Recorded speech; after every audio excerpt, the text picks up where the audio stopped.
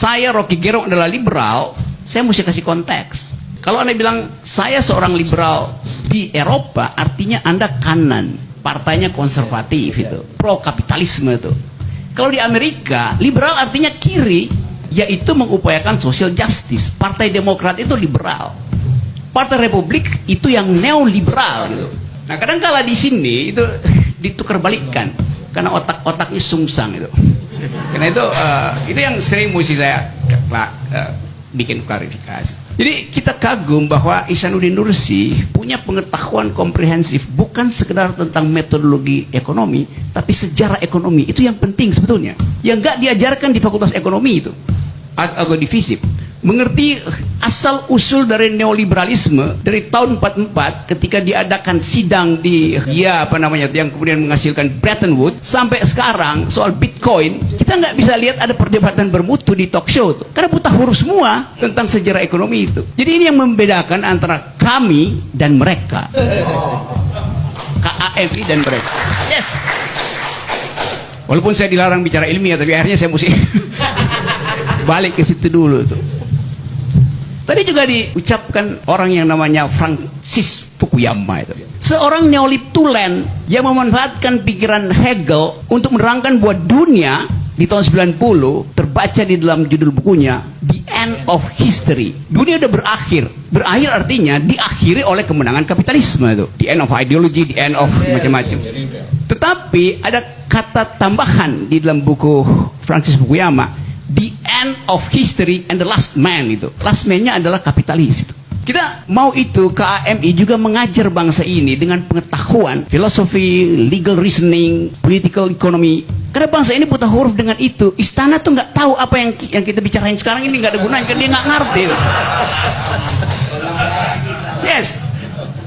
Jadi kalau sekarang kita merayakan 1 tahun KAMI dengan berita buruk yang diterangkan oleh 5 orang ini, kita justru harus gembira. Karena memang itu yang kita duga dari awal. Oh, ini akan terjadi pemburukan. Karena 8 poin yang diterangkan oleh KAMI berlaku sekarang. Yang dikonstatasi oleh kami, mulai pemburukan ekonomi, pemburukan kehidupan kebudayaan, pemburukan birokrasi, semua sekarang menyatu. Sehingga masuk akal ketika kita bilang, ini adalah the end of history dari Jokowi. Itu intinya.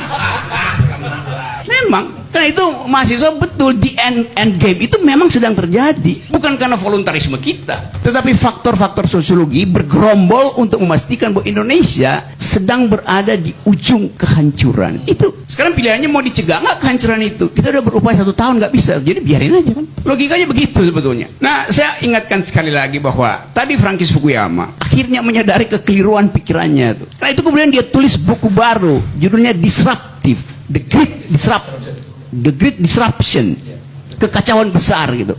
Dengan satu proposisi tambahan di situ, mesti ingat lagi itu buku lama saya baca tuh. The Great Disruption and the Reconstitution of Social Order. Jadi orang yang neolib pun sekarang mengerti bahwa kehidupan sosial itu harus diucapkan kembali, direkonstitusi itu. Basisnya kesalahan modal, luluran pakai modal sosial. Iya. Jadi terlihat bahwa para pemikir besar pun setuju bahwa kita harus kembali pada kehidupan kesetaraan manusia, solidarity itu, dan itu yang jadi tema dari KAMI. Jadi sekali lagi kita bersekutu di sini dalam upaya untuk reconstituting the idea of justice. Karena inti dari kemerdekaan Indonesia adalah social justice. Itu yang nggak terlihat. Bahkan ditutupi di jembatan Pantai Indah Kapuk kemarin. Yes. Iya, ada sekelompok tokoh namanya Laskar Merah Putih. Laskar Merah Putih mau pasang bendera di Pantai Indah Kapuk, dihalangi, nggak boleh. Padahal sebetulnya Laskar Merah Putih ini juga tokoh-tokoh Cina, tokoh-tokoh Tionghoa yang mendirikan itu karena percaya bahwa persatuan Indonesia bisa disimbolkan dengan satu warna aja tuh, dengan 2 warna merah putih tuh. Tapi dia dihalangi oleh aparat untuk masuk ke, bahkan hanya untuk menyeberang ke jembatan Pantai Indah Kapuk untuk pasang bendera merah putih nggak bisa, karena dianggap bahwa Pantai Indah Kapuk itu not found, bukan bagian dari Indonesia. Kan itu yang jadi tontonan kita untuk tahu bahwa memang pemerintah ini mengeksploitasi rasialisme supaya mudah dikendalikan kalau terjadi social unrest itu. Jadi bayangkan misalnya nih, Chinese community di dalamnya ada struktur yang berlapis-lapis. Ada yang kaya banget, ada yang miskin banget. Kalau saya pergi ke Singkawang, saya ketemu dengan orang Cina yang jadi pembersih-bersih ya Pak, tukang sapu jalanan yang miskin sekali. Tidak jauh dari Pantai Indah Kapuk, karena namanya Cina Benteng, yang betul-betul pariah tuh. Jadi terlihat bahwa negara mengeksploitasi pemodal Cina sekelompok sambil setelah dia kuras dipalak begitu, tapi isu rasial tetap dipertahankan. Karena itu cara untuk mengendalikan masyarakat. Hal yang biasa kita baca di dalam buku-buku political philosophy, di dalam upaya untuk memahami bahwa niat pemerintah sebetulnya adalah menghalangi persatuan supaya dia bisa kendalikan keadaan itu. Itu busuknya pemerintah yang diajarkan oleh Niccolo Machiavelli sampai siapa namanya tuh 1984. Siapa yang nulis itu? Who is the writer of 1984? Orwell. George Orwell. Sampai kita baca buku yang ditulis oleh Ihsanuddin Nursi. Jadi kalau kita bikin refleksi Indonesia hari ini, lepas dari soal kita mau konfrontasi, kita mesti katakan bahwa kepemimpinan hari ini kepemimpinan yang tidak dituntun oleh pikiran. Dia nggak ngerti apa yang sedang terjadi. Bahkan ditanya apa itu Taliban, apa itu Taliban? Dia knows nothing gitu. Jadi saya ingin sekali untuk tadi Gus Nur betul bahwa atau siapa tadi, jangan kita ulang tahun aja. Memang kita hanya baru bisa ulang tahun karena 1 tahun ini kita justru merayakan apa yang kita duga akan terjadi, yaitu pemburukan. Nah nanti tahun depan, mungkin nggak sampai tahun depan, kita akan bikin sidang istimewa kami. Karena akhirnya waktu kita ajukan proposal perubahan 1 tahun yang lalu, kita bilang ini adalah gerakan moral. Energi kita datang dari keprihatinan terhadap bangsa. Selama 1 tahun kita mesti lakukan reevaluasi dan bikin kondisi baru. Apa yang mesti kita soundbite kita, nama baru untuk keadaan ini apa? Kita mesti beri nama keadaan ini. Menuju endgame kah? Pastinya begitu. Jadi saya lihat bahwa publik di bawah itu menunggu nama baru dari keadaan ini apa itu? Pemburukan, the beginning of the end. Dan nama itu hanya bisa diberikan oleh orang yang mampu melihat sejarah secara utuh gitu. KAMI bisa melihat sejarah secara utuh, karena itu KAMI bisa memberi nama apa yang sedang terjadi sekarang. Tidak cukup lagi kita katakan bahwa kami adalah gerakan moral, karena kita sudah upayakan itu. Artinya gerakan moral sebagai basis dari perkumpulan ini harus dinaikkan 1 derajat. Silahkan dijawab sekarang.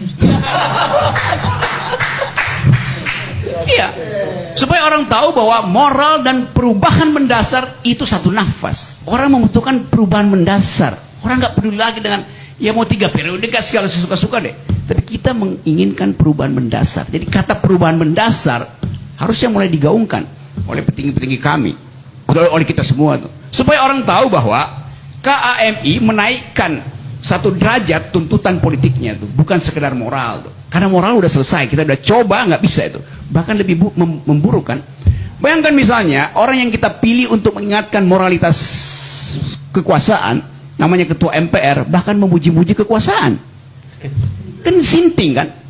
Harusnya sidang kemarin DPR itu kasih semacam evaluasi tentang ketidakmampuan pemerintah untuk menghasilkan keakraban sosial, untuk menghalangi COVID, dan untuk memperlihatkan harapan masa depan. Nggak ada isi itu. Satu-satunya yang bermutu di situ adalah doa sang kiai yang memberi peringatan bahwa Tuhan bersihkan pemerintah kami. Artinya pemerintah ini kotor. Tuhan perbaiki pemerintahan kami. Artinya rusak pemerintahan ini. Dia nggak bilang perbaiki bangsa, karena bangsa kita baik-baik aja. Yes, yang kotor memang pemerintah. Jadi Pak Kiai itu mengerti betul kedalaman penderitaan rakyat, sehingga dia minta agar supaya pemerintah itu diperbaiki oleh Tuhan. Itu yang disebut sebagai Vox Populi Vox Dei.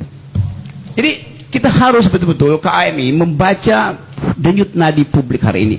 Karena tadi Pak Gatot bilang bahwa suatu kejadian kedaruratan bisa terjadi kapan saja, dan orang akan cari siapa yang akan melindungi secara moral, secara etik bangsa ini. Kita mesti deklarasikan bahwa kita adalah sayap yang akan menerbangkan kembali Indonesia ke dalam cita-cita kemuliaan kemerdekaan. Sekaligus sayap yang akan melindungi mereka yang tercecer, dicecerkan oleh kekuasaan. Jadi Teman-teman semua, kita sebetulnya hanya mampu membuat refleksi kecil.